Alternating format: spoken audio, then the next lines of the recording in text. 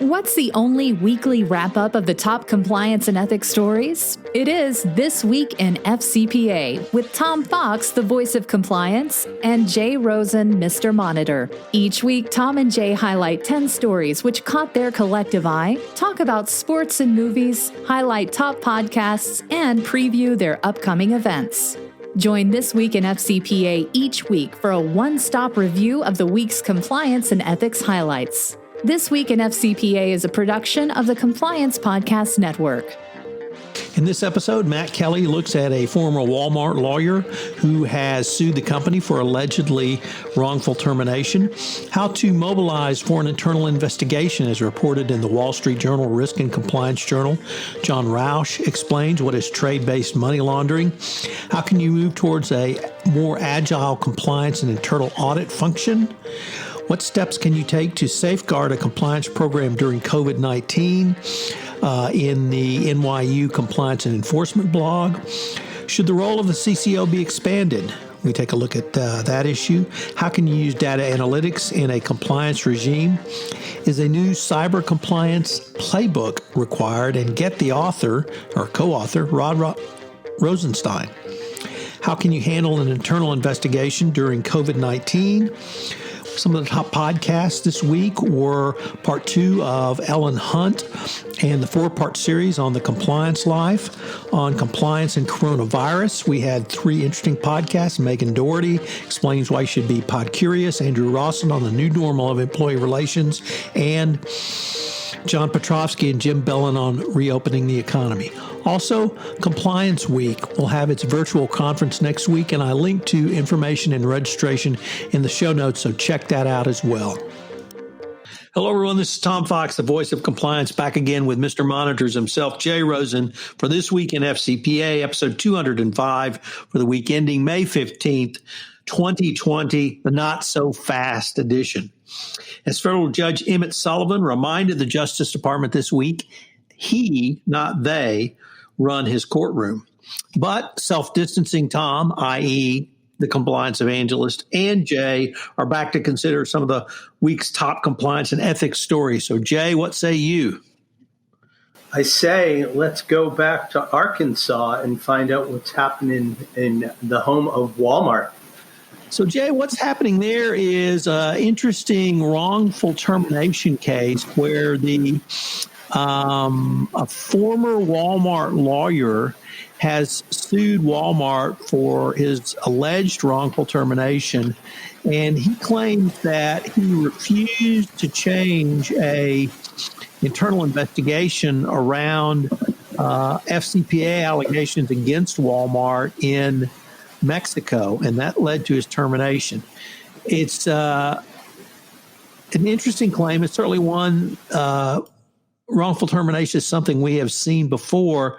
There's a couple of things that I'm not sure if it passes the smell test or exactly what, because number one, the report he wrote was well over 5 years ago. And so if Walmart was going to take action against him, typically you take action pretty quickly after that. Second, it was he claims this was a setup because someone who he was either counseling or worked for him or something claimed that person was going to be fired. So that person claimed that this lawyer had sexually harassed her or otherwise engaged in sexual discrimination. And that led him to be terminated, or the pretextual reason to terminate. And when you've got to have 4 or 5 different reasons to get to the actual termination, it's just kind of hard for me to really think there's something there. But he says Walmart tried to get him to change a report, and he refused to. So I'm going to be interested to hear what they say under oath. So we've got a couple articles to support that. We've got Matt Kelly, the coolest guy in compliance, on his radical compliance, and also our friend Dylan Tokar over at the Wall Street Journal Risk and Compliance Journal. Also up from Risk and Compliance, we have a panel of attorneys speaking with Sachin Verma over at Deloitte. And the subject they're discussing is compliance brief mobilizing for an internal probe. The specter of an internal white-collar crime can place a significant drain on any business, says Sachin Verma, a managing director with the forensic practice of Deloitte. Verma and a panel of legal specialists discuss common challenges organizations may face as they work through an internal investigation. The panelists include Kara Brockmeyer, a litigation partner and member of the white-collar and regulatory defense team at Debevoise & Plimpton, John Hillebrecht, partner at DLA Piper and national co-chair of the firm's white-collar corporate client group, and Lucinda Lowe, a partner at Steptoe and Johnson LLP. Verma asked, during the early stages of an internal investigation, how can senior management and company boards prepare for what's needed? Brockmeyer says early scoping of the issues and investigative steps can help manage time and costs and generally build credibility with government investigators if the issue requires disclosures. Other early actions may include notifying insurance companies about potential directors and officers' claims, preserving documents, and considering options, for example, self-disclosure and cooperating for interacting with the regulators. Hillebrecht looks at other considerations, which include vetting issues related to disclosing the probe to government investigators, and if that route is taken, analyzing the legal framework on which the investigation is based.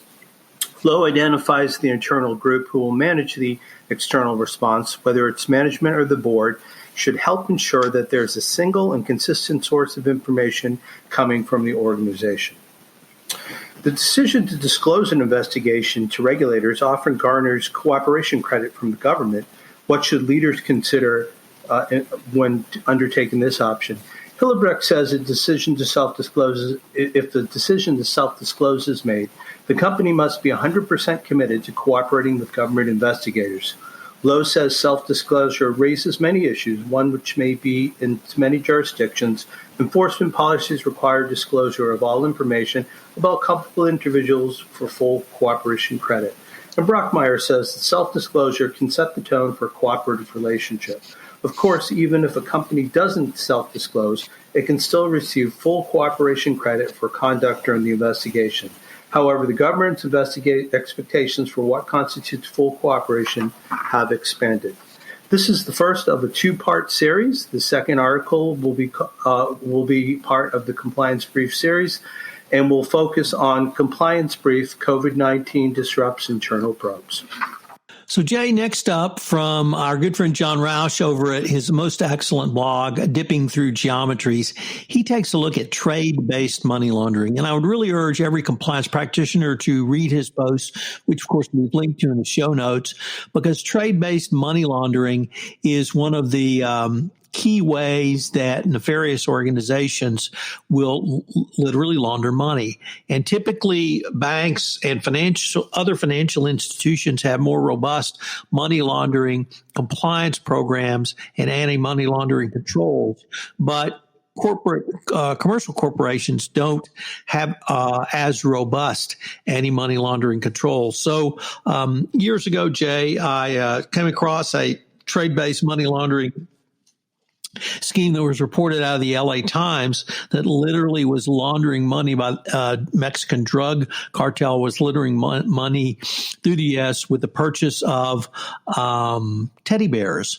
So it just goes to show that it really doesn't matter what the company is making or selling. Anything can be used for trade-based money laundering, and it's something that every compliance practitioner needs to be aware of. The report itself has 5 categories of recommendations for trade-based money laundering programs. So I'd really urge anyone to read this, because the GAO report that John bases his blog post on underscores the importance of trade-based money laundering as a key, though inadequately protected against component of money laundering on a worldwide basis. And this is just doesn't get enough play in our space of commercial corporations. The writer is Alex Mokchen, and I will definitely butcher this name. Recently, they spoke to a woman named Alkistis Gikiasi, who is known as a compliance expert in internal control and regulatory affairs professional. She has gained a lot of international experience thanks to the various positions she's fulfilled, initially in the field of external audit and later in internal audit. From internal audit, Alkistis ended up in Cyprus, where she's in charge of the compliance department of an international financial services company. From your experience, what's the best model of cooperation between internal audit and compliance functions within a company in the financial services sector? She says that she can start by identifying compliance and internal audit as key control functions in the financial services sector. Both internal audit and compliance are committing in serving the board of directors and key stakeholders of the organization. They are also aiming to achieve adherence to efficient and effective policies and procedures which are complying with the regulatory requirements and are safeguarding the position of organization toward the achievement of its strategic objectives. Compliance is widely identified as the second line of defense, while internal audit is the third line of defense. Compliance is using a structured methodology to achieve the following purposes. It's conducting risk assessment, which are important tools for establishing proper monitoring programs. It's reviewing resources allocated to the implementation of policies, procedures, and sound controls, and it's communicating to senior management and the board the relevant needs of what are varying between the devotion of human capital, appointment of experts, training, and outsourcing. Where corporate governance is flourishing and prevention is among the key principles that are guiding people in this situation. The participation of compliance is key in the adequate implementation of business strategies. So strategically, compliance is bringing awareness to the business and is facilitating sustainable business structures. On another similar note, the internal audit function is independently conducting risk assessments and it's building its own audit plan. Is this an integral part of corporate governance of the organization? And will it cooperate and provide valuable contributions to the internal auditor in terms of deficiency recovery planning? So the word synergies can be translated to the need for the engagement, and one function having a sound understanding of the role and contribution of the other shall be able to engage and openly communicate towards the other for both to effectively exercise the roles and serve their organizations. Entities operating in the financial services sector are consistently seeking, progressing, and developing new or improved digital products and disruptive technologies. A good example to mention is the regulatory framework around the suspicious financial transactions, which require timely identification of suspicious transactions, as well as efficiency in terms of investigation and reporting to regulators. The business environment poses high risk for implementation of monitoring programs through merely manual processes. Among key risks are human error, non-sufficient compliance with laws and regulations, incomplete or inaccurate data, non-timely identification, and the risk of appropriate record keeping.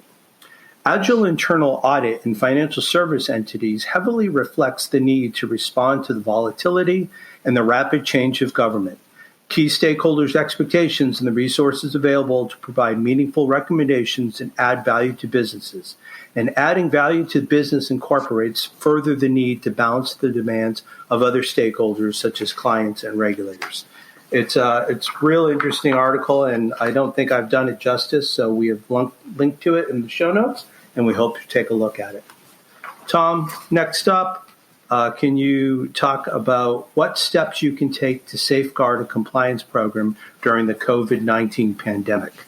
Jay, we have a second appearance this week on the This Week in FCPA by Kara Brockmeyer, also her partner Andrew Levine, and Philip Rolick, all lawyers at Debevoise, wrote in New York University's Always Great Compliance and Enforcement blog about some of the things compliance practitioners need to think about in safeguarding your compliance program going forward.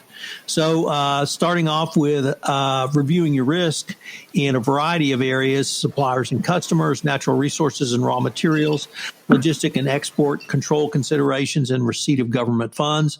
Always high on the list is dealing with third parties.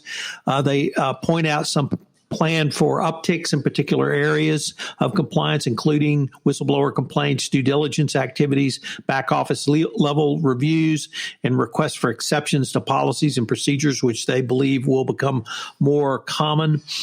They suggest maintaining a strong tone at the top with communications from senior management, tempered with setting clear and realistic priorities for your compliance program. They suggest focusing on tasks that can be done remotely, but not ignoring mission critical or indeed time sensitive tasks. Clearly, you should leverage securely your technology throughout your compliance program and coordinate effectively with local resources outside of the United States or away from the corporate office. And then finally, and near and dear to my heart, document everything. So a great review from lawyers at Debevoise, and I think some solid advice as a compliance practitioner thinks through their next steps during COVID-19, the health crisis, and the potential reopening. So now we take a look at an article, guest article in the FCPA blog by Klaus Musenmeyer. And Klaus asks the question, should the CCO's role be expanded? Many of the recent posts on the FCPA blog have dealt with various aspects of COVID-19. Very personal health concerns, enhanced bribery risk, enforcement, and the possible impact of the operation of compliance systems. Naturally, a lot of this commentary tends to give a rather gloomy outlook. However, Klaus sees this as an opportunity if companies and compliance leaders leverage the huge potential of combining ethics, enterprise risk management, and compliance. Let's start with the interdependency between enterprise risk management and compliance. Still today, compliance and enterprise risk management functions in many corporations work as standalone silos. This is an unhealthy situation in any case, becomes glaringly obvious in a crisis like COVID-19, where there is an urgent need for cross-functional crisis and risk management. In the last 2 decades, experienced compliance officers have developed a skill designing and implementing processes and projects in a risk-based way across the entire corporation. Moreover, they have done so in the middle of severe reputational crisis, for example, in FCPA investigations. Over the years, compliance officers have designed and implemented the now recognized 3 pillars of an effective compliance system: prevent, detect, and respond, including monitoring and remediation. This system is equally valid for relevant risk functions in a corporation. There's another important reason why compliance should be tasked with taking on broader responsibilities for risk and crisis management. Having a clear and solid risk and compliance framework is non-negotiable for corporations, and COVID-19 will put this under even greater stress tests. Companies are part of society for the good and the bad. They generate wealth and growth for the world, but are also capable of creating significant harm. Many companies are supporting or even driving the fight against COVID-19. This will rightfully remind people and governments that companies are an essential part of society as good corporate citizens. To work these ethical dilemmas is truly part of risk management, of course, closely together with other major players in the company as the legal or human resources function. Now the question is, who in the corporation is best suited to moderate the ethical discussion, taking into account risk exposure and the compliance challenges of corporations? COVID-19 is hopefully a unique challenge for our generation, but it's also an opportunity to bring ethics, risk, and compliance together.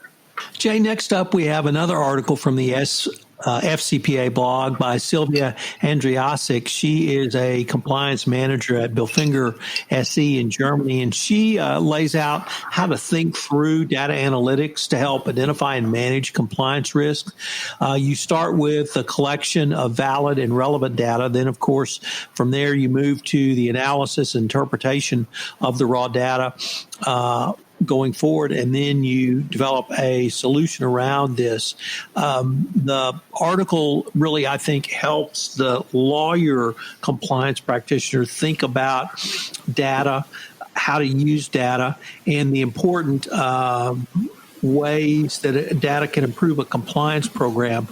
And she drew an analogy, which frankly I had not thought at all about for compliance, and I'm a pretty proficient student of history, and that's the Bismarck Sea Battle of World War II in 1943, where she said a lack of relevant data information increased uncertainty, and the information asymmetry made decision-making nearly impossible. So when you can cite a naval battle from World War II as a reason to utilize data more effectively in your best practices compliance program, a big kudos, and you can't see it, but I'm waving my hands in the new social distancing manner in a clap for Sylvia. So good job. Of course, we link to it and check it out. Great. In the first of two articles from Compliance Week, we have the first appearance in a long while of Rod Rosenstein, former Deputy Attorney General, and he and his partner Suman Dantiki, who are both partners at King & Spalding, come to us with an article entitled Rewriting Cyber Compliance Playbook, Strategies for the New Era of Data Theft and Economic Espionage. Organizations with valuable intellectual property, sensitive data, and novel technologies face an unprecedented technological risk landscape. Sophisticated hackers, often sponsored by foreign governments, can target any organization. While targeted company data breaches continue to make headlines, there's also a new trend of systemic cyber campaigns with indiscriminate effects. The WannaCry ransomware attack launched by North Korea hit 100 countries and cost more than $8 billion. The NotPetya cyber attack caused worldwide losses of $10 billion, and in a recent case, the U.S. Department of Justice alleged that Iranian hackers stole 31 terabytes of documents and data from more than 315 universities in 22 countries, 30 American companies, and 5 American government agencies. In response to the regulatory framework surrounding data security is growing more complex. Federal agencies now consider cybersecurity and regulatory approvals for everything from vehicles to medical devices. This trend will only grow. The Department of Justice has requested that any national data breach notification law include a requirement to promptly notify law enforcement officials. Similarly, the Department of Commerce recently proposed a rulemaking national security reviews of a wide range of foreign communications equipment and services acquisitions, including providers of cloud services, software, and medical and video devices. Companies need to shift their compliance mindset to address the new landscape and integrate technological defense into the operations by taking these 6 recommended steps. First, identify threats, establish processes to identify new cyber threats, implement policies, training, and technical actions. 2, address regulatory changes, review new regulatory enforcement actions, and respond with proactive internal assessments. Conduct ongoing due diligence, regularly assess and update vetting of suppliers, providers, vendors, and customers. Manage technological adoption. Participate in the procurement and deployment processes to spot risks and develop mitigation strategies. Update resilience plans, craft resilience plans for data theft and other cyber breaches. And finally, this is a step after Tom's old heart, document compliance. Document policies, procedures, and compliance measures with an eye towards future inquiries. Organizations that adopt a, quote, when, comma, not if, unquote, approach to cyber attacks will take proactive steps that defend against breaches and mitigate damages when they occur. Companies should expect investors, business partners, legislators, regulators, enforcement authorities, and other stakeholders to ask whether they have devoted appropriate attention to technological risk. And compliance professionals should be able to prove that they have anticipated attacks when prepared to address them.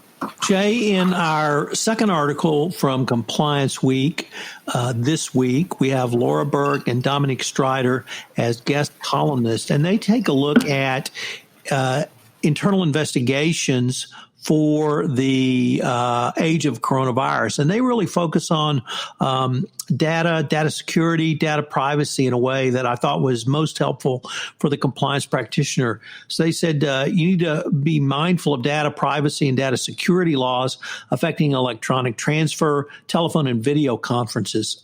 Second, digital dangers. What about hackers and phishers? And are they going to be able to get your data if you're working remotely at home?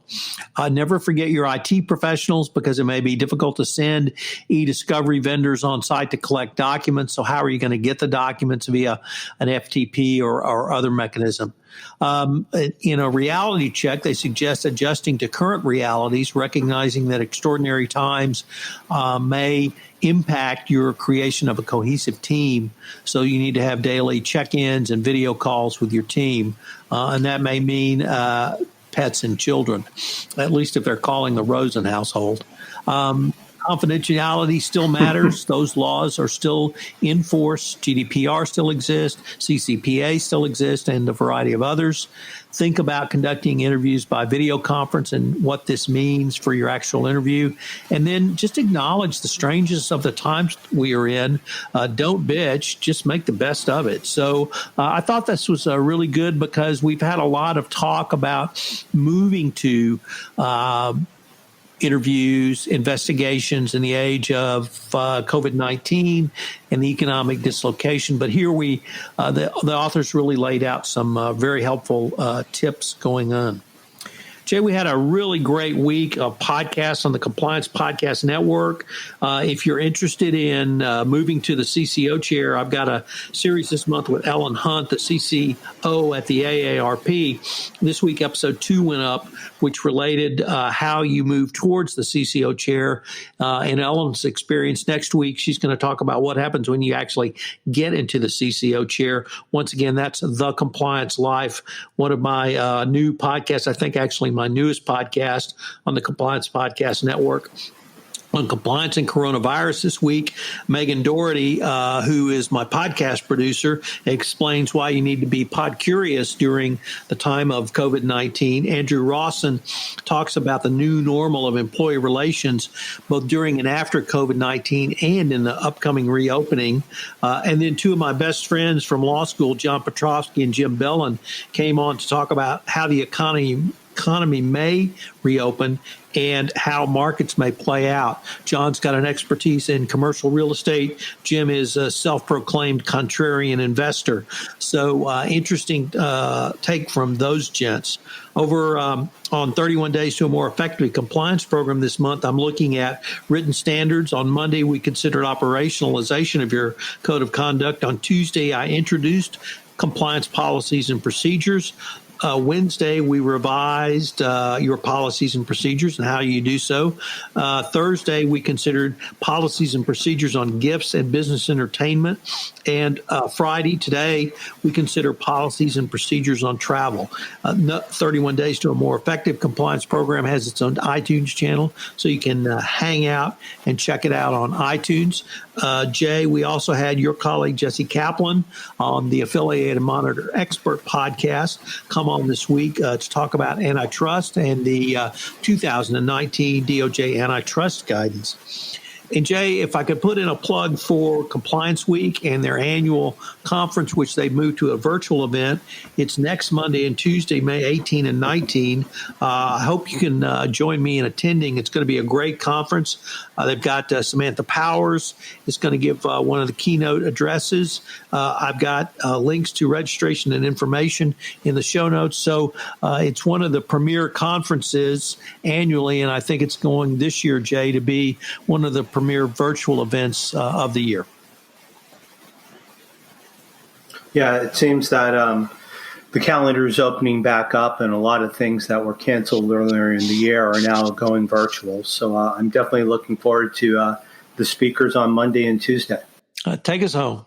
On behalf of Tom Fox, the compliance evangelist and the voice of compliance, and myself, Jay Rosen, Mr. Monitor, we'd like to thank you for joining us for this week in FCPA, episode 205 for the week ending May 15th, 2020, the Not So Fast edition. We appreciate you spending time with us this weekend, and we hope you and your family have a safe and healthy week ahead. Thanks for joining us. Bye. Hello, everyone. This is Tom Fox again. Thank you for listening to this episode of This Week in FCPA.